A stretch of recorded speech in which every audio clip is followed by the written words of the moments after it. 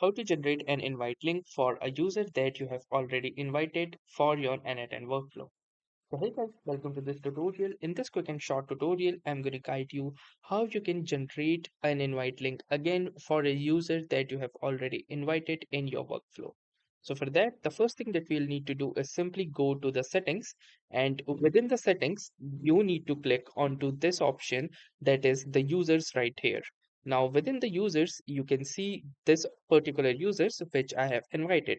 But let's say I want them to share the invite link, let's say on WhatsApp or any other channel, then I can click onto these three dots and create this generate invite link, and the invite link will be successfully copied for into my clipboard, which I can send them later. So that's how easily I can successfully copy and send them the invite link or for my n8n workflow instance. So that was all. Thanks for watching and have a nice day.